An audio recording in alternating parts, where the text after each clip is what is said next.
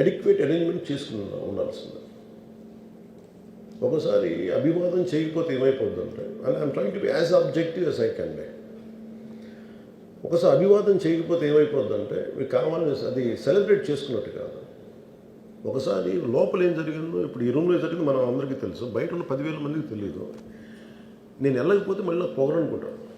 So even hero has the thought, any hero will have thought process, లేదు అలా చెయ్యి లోపాలి నమస్కారం పెట్టాలని బేసిక్, అది ఎంజాయ్ చేయటం కాదు. That is one aspect we have to look in to.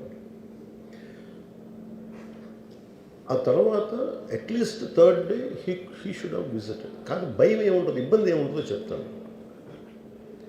చాలా బరువు మనసుకి, మన వల్ల చనిపోయారంటే ఒక బరువు ఉంటుంది.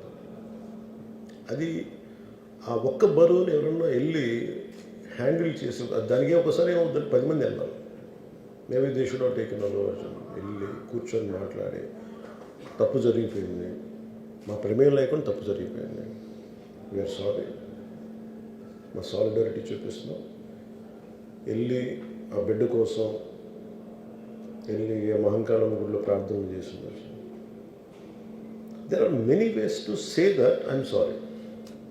దో నా తప్పు లేదు, కానీ నేనున్న పరిస్థితులు నా ద్వారా జరిగింది కాబట్టి ఇది వాళ్ళ టీమ్ చేసి ఉండాల్సింది. The producers and also because మీరు బ్లేమింగ్ వన్ యాక్ట్, ఒక హీరోని బ్లేమ్ చేయడం రైట్ కాదు. ఇది ఒక సినిమాని ఒక టీమ్గా తీసినప్పుడు సమస్యను కూడా టీమ్గానే తీసుకోవాలి. కానీ ఇక్కడ సమస్య ఏం చేశారంటే మొత్తం హీరో మీద పెట్టేశారు అండ్ ఒంటరి వ్యక్తిని చేశారు. అది నాకు కరెక్ట్ అనిపించలేదు. That is one aspect. ఆ తర్వాత జరిగిన consequences no one has guided them well.